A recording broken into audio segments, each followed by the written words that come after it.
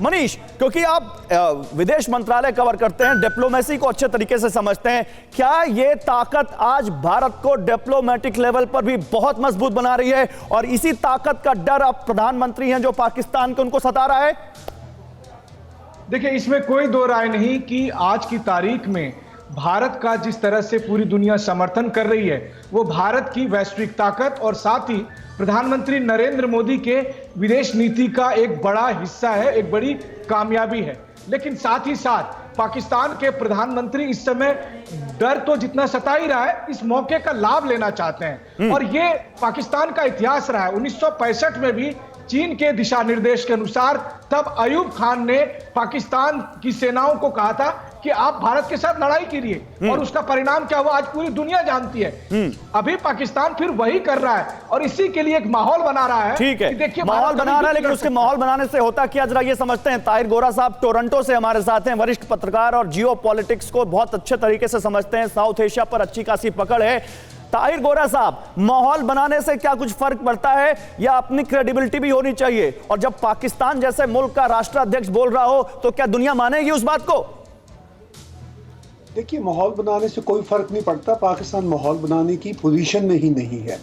उसकी वजह यह है कि बदकिस्मती से एक फेल्ड स्टेट है और इसका प्राइम मिनिस्टर एक फेल्ड प्राइम मिनिस्टर है।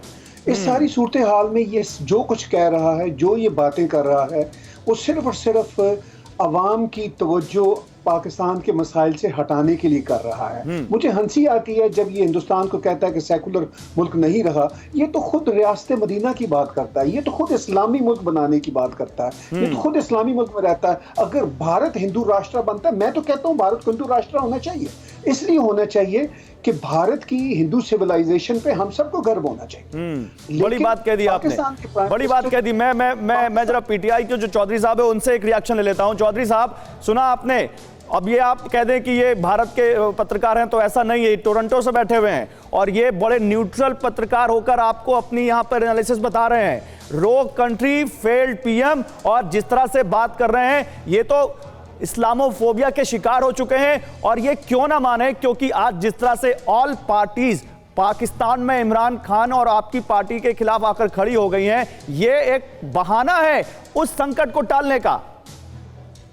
देखें, मुझे एक चीज अफसोस के साथ कहनी पड़ रही है कि आप बिल्कुल ही एक फेक दुनिया में फेक किस्म का प्रोपेगेंडा कर रहे हैं और आपने लोगों को बेवकूफ बना रहे हैं, रियलिटी से दूर कर रहे हैं। बहुत रियल कंट्री में बैठे हैं सर। सुने ना, आप बड़ी रियल बातें कर रहे हैं। मुझे जवाब देने का मौका, मुझसे जवाब सुन लेना, आप इंटरफेरेंस ना करें प्लीज।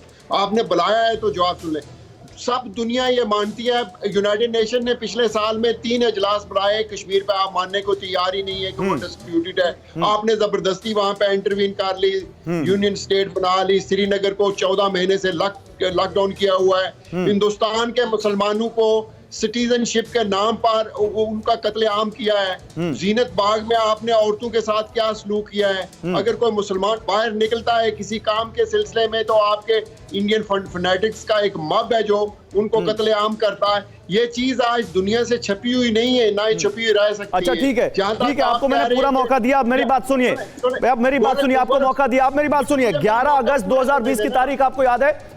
चौधरी साहब, 11 अगस्त 2020 की तारीख याद है कि नहीं याद है? नहीं याद है तो मैं याद दिलाता हूं। वो यूएनजीए के अध्यक्ष जिससे पाकिस्तान को बहुत उम्मीद थी, उसने साफ कहा था कि पाकिस्तान शिमला समझौता याद रखे। नहीं याद है तो बताता हूं आपको कैसे ओआईसी में मालदीव्स ने इस्लामोफोबिया के आरोप का करारा जवाब दिया था पाकिस्तान को 22 मई 2020। सर सुनते रहिए। यूनेस्को में भारत ने पाकिस्तान को कैसे दुनिया के सामने बेनकाब किया था 15 नवंबर 2019। कैसे पाकिस्तान को अक्टूबर 13, 2019 में फिर पाकिस्तान ने कश्मीर का मुद्दा उठाया था, शशि थरूर ने बहुत करारा जवाब दिया था। तो ये तारीख दर तारीख बिल्कुल लिखा है साफ। आप दुनिया को कुछ भी पेंट करने की कोशिश करिए, दुनिया वो समझ नहीं रही है। क्या आप पर भी बरपा है जालसाजी का कहर? सपने टूटे आपके, न घर के न घाट के।